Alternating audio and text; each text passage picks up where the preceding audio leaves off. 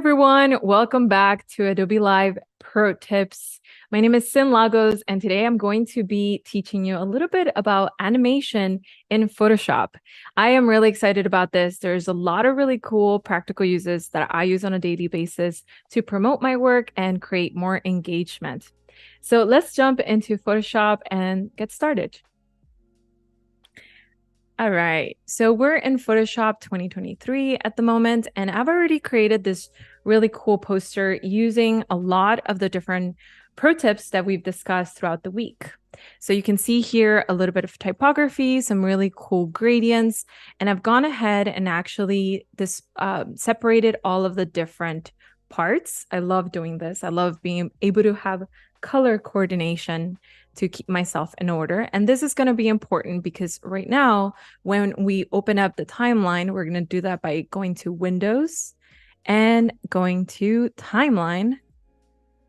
We're going to want to have a really clear visibility of what our layers are.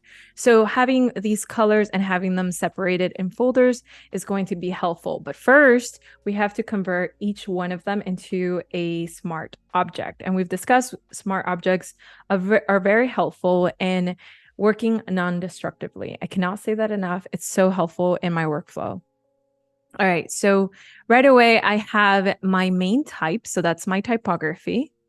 And then I have this type here below it, which is my subtext.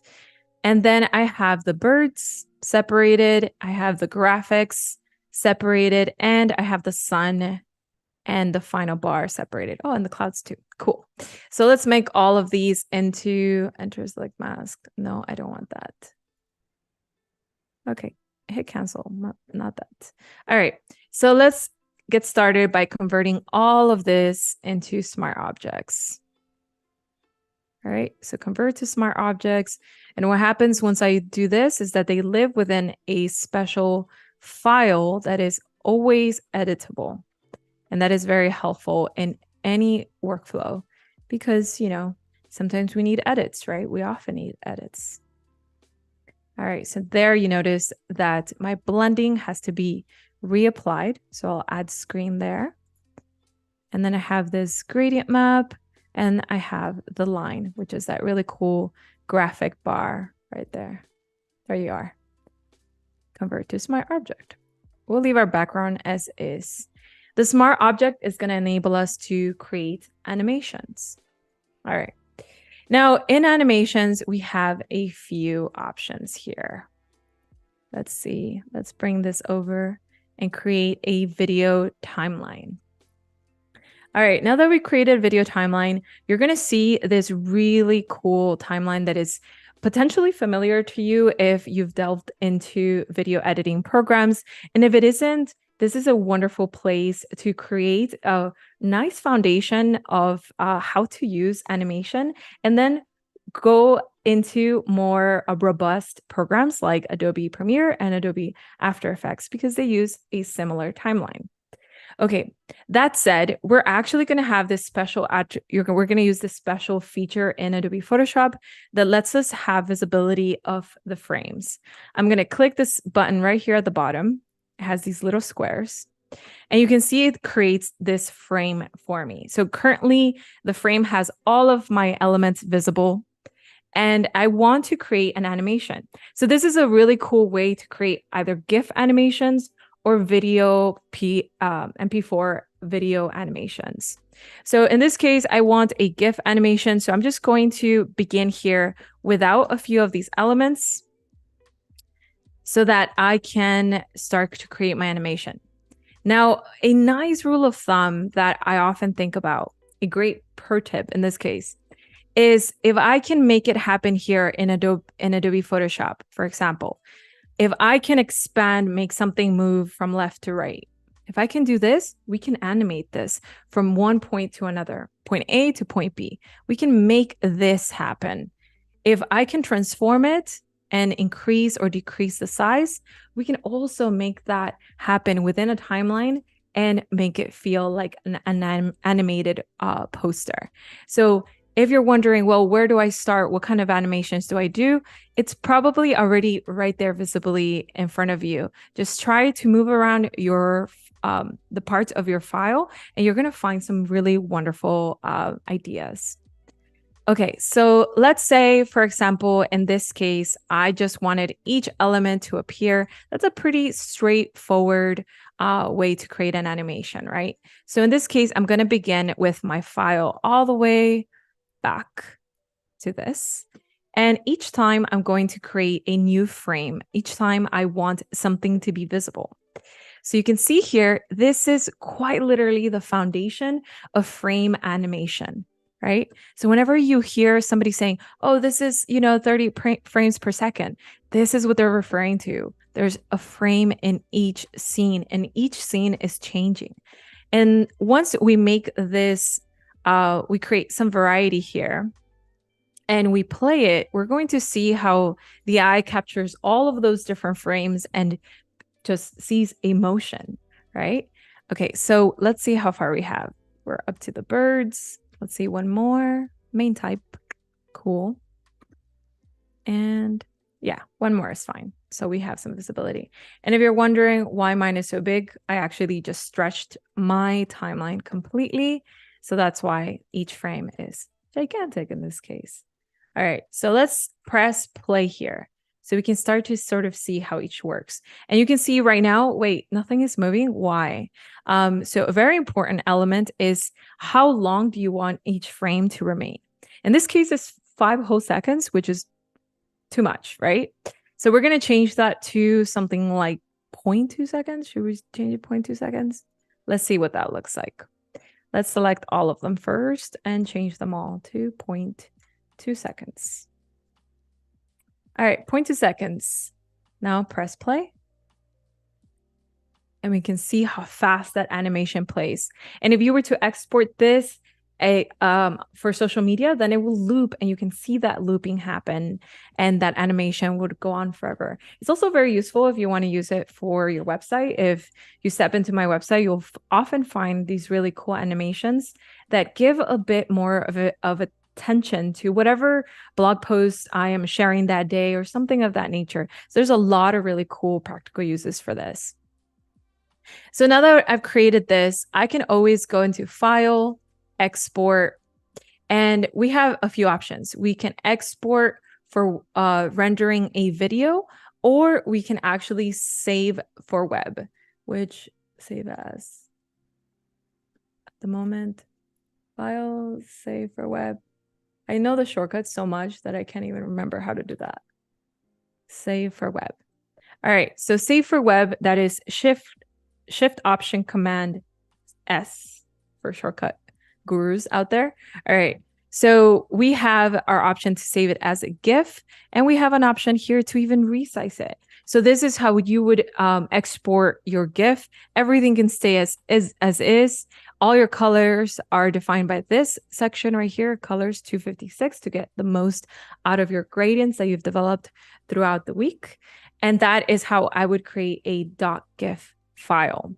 All right, so let's move on to add a different animation here.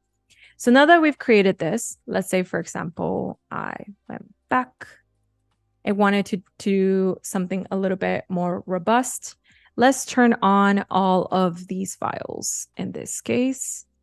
All right, so we have this file developed here already, and that's going to be my first frame.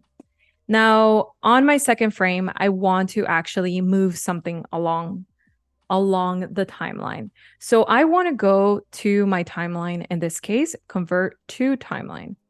Let's convert this to timeline. And when I drop it in, you're going to notice something really interesting. All of my different files are already named and they're already categorized here. So they're a lot easier to find. We have convert. Okay, everything's into a smart object. Wonderful. All right. Creating a smart object is really important in this case. Whenever a layer is still rasterized, like this layer right here, we have different attributes to use. So in this case, we have position, opacity, and style, right? So you can animate those attributes. However, if you have a smart object, you have a different set of attributes. And these are the ones I love to have fun with. So you have transform, opacity, and style. Transform. All right. So we said earlier we wanted to expand that sun. So I'm going to go into the sun section here. And I'm going to click on this little stopwatch. And the way this timeline works, if it feels a little bit intimidating, don't be intimidated by it. Just think of it as a way to travel through time from point A to point B. Now, once you get really, really good at this, you're going to have point A to point Z, right? There's going to be a lot of complexity to it. But for now, we're just navigating those 2 points. So at the very start, at point A, what do we want to see? And at point B, we want to see a different version of that. All right, so point A, I think I want my sun to actually be a lot smaller. So I'm going to hit transform here and click that stopwatch. And that creates a keyframe, right? So these little diamonds are called the keyframes. All right, so now that I've done that, I actually want to modify that keyframe and hit Command T to transform that particular file, and we're going to make it smaller, something around there. Hit enter. And you notice the keyframe is still the same, nothing has moved, but we made that modification, which is telling the timeline I want it small right at this point of the timeline. All right, that's point A, checked. Now, point B is determined by how long you want point B. Where do you want point B to arrive? Do you want it super fast or do you want it kind of slow? It's determined by how far into the timeline you go. Okay, so let's say I want something maybe here. Let's see how fast that goes. I'm going to now hit Command T again and increase that same file to fall into the idealized composition we had at the very start. And now when I hit, you notice that we have propagated this new keyframe. Pretty cool, right? And we didn't have to do anything. We didn't have to hit the stopwatch again. It just created it because we modified those changes. All right. So now let's hit play here. And you can see that coming into action. That is really cool. And that is all created already in Photoshop. So quickly, we didn't have to jump anywhere else at the moment. So creating some nice foundations for us. All right, so let's say I want the birds to fly through. Let's make the birds come through. I might want to do something like transform here. And another trick I like to do is if that is the ideal position I want actually at the end of it, I might want to move that keyframe over to my point B, which is later, and modify my point A instead. So I'll hit Command T again. Let's see. Oh, I guess I have a smart filter applied to this. That's okay. It's going to be reapplied later. And when I hit transform, let me zoom out a little bit here. I'm going to transform it so it comes out of the frame completely. Nice. And now when we hit play, see if we can see this here. Letting that kind of render a little bit. Let's see if that comes through. I think I modified the wrong keyframe there. Let's see if that was the issue.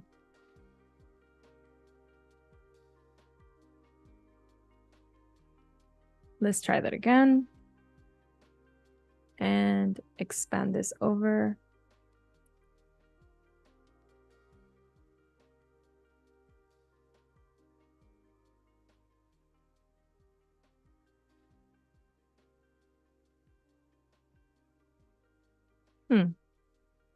I think that has something to do with my neural filters. So I'm going to move on from those stubborn birds that don't want to move and try to do something else with my graphic elements for the sake of time. And let's see here. Let's go to this graphic element we have going on right here.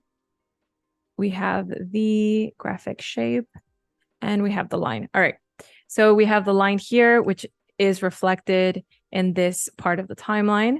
And I'm going to go into this section and hit transform, put it over to my point B, like I said earlier. So it's still that kind of step where we drag over our keyframe.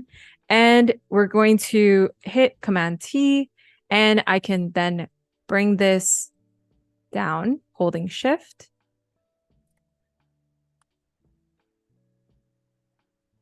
And you can see the bar rising.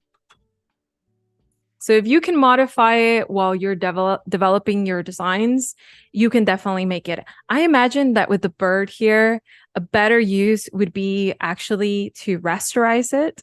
So let's see if we can do this here. We're going to try to rasterize it.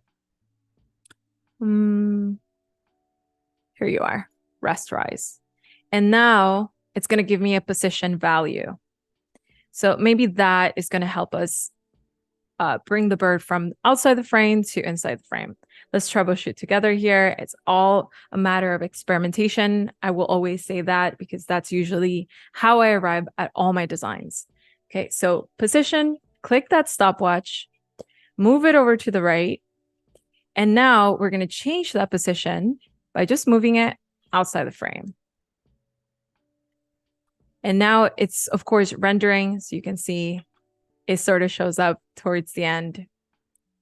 It's a little funky there, but you can start to consider the different attributes that you can implement by making graphics either appear or disappear, transforming them into increasing the size, changing the shapes of them. And I think that already is going to create a far more engaging poster for you to share online as an MP4, as a GIF format. Now, with some time left, I want to play around with, instead of a graphic poster, I want to play around with a photograph, right? So I'm also a photographer. So oftentimes I want to share a version of my photograph that is a bit more engaged in the grand scheme of the interwebs. We often want to be able to grab somebody's attention, right?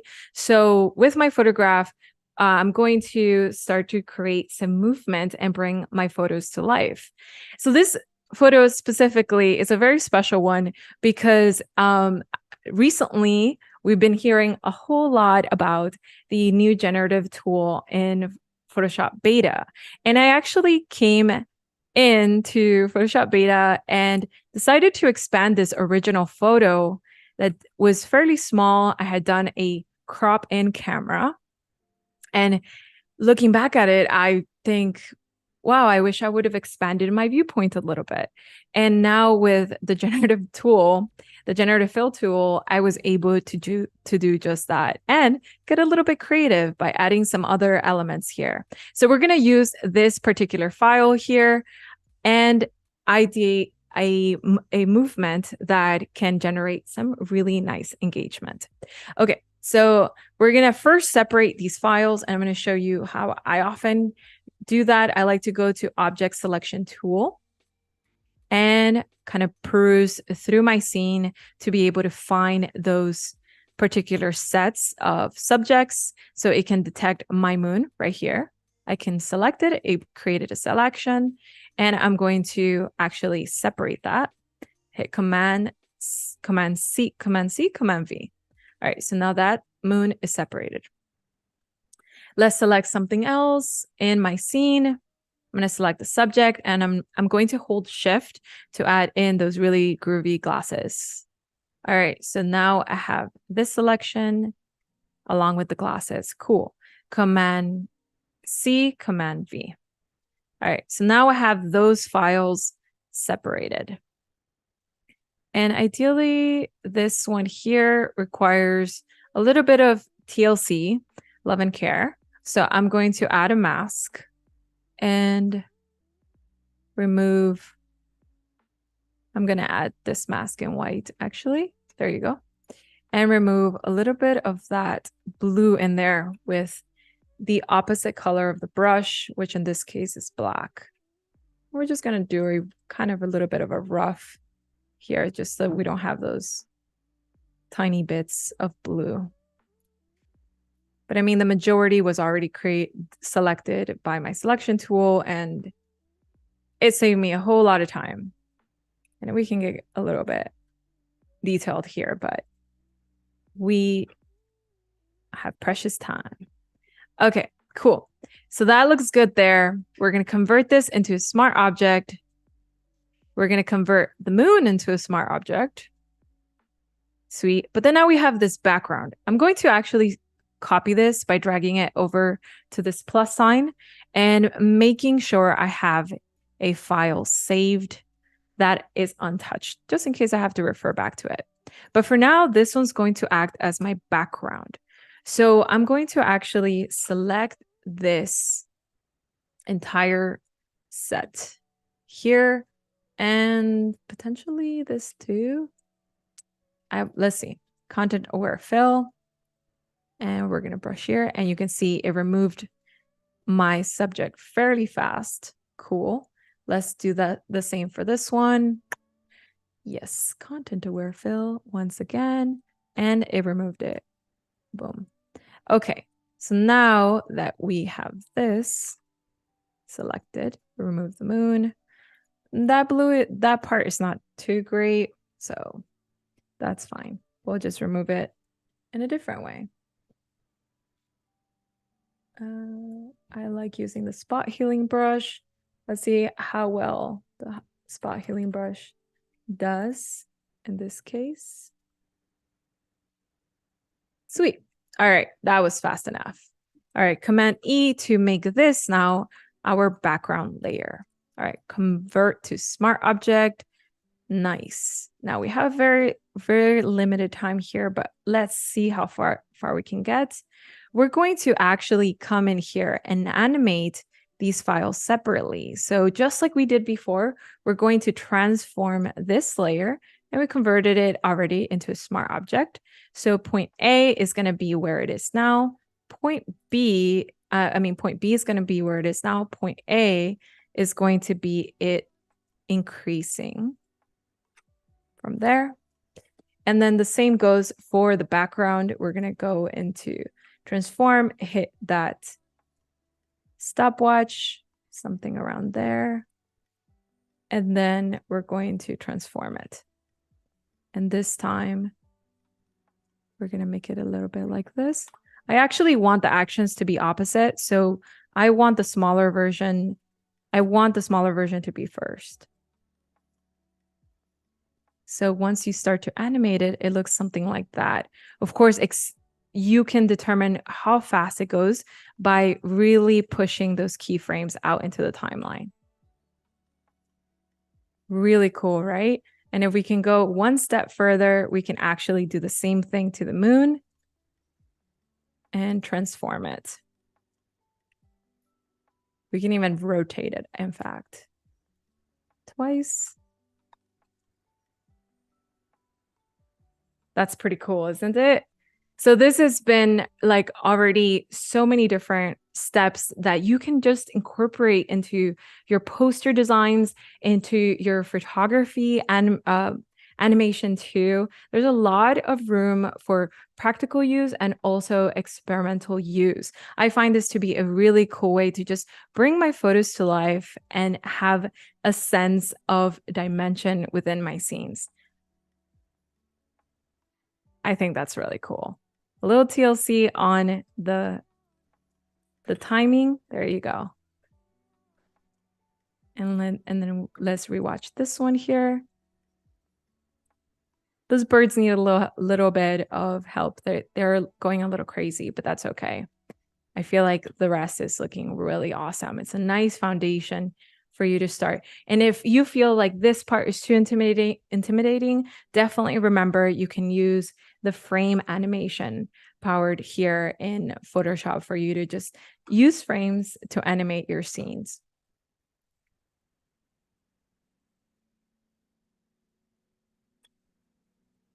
Okay.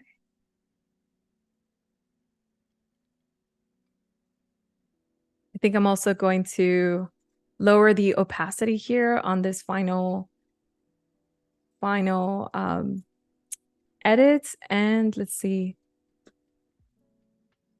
lower the opacity to 100 and 0 here, and you can see how that comes through. Awesome. So join me here again tomorrow for our final pro tips of Photoshop. I hope you enjoy this. Again, my name is Cyn Lagos, and I'll see you on the other side.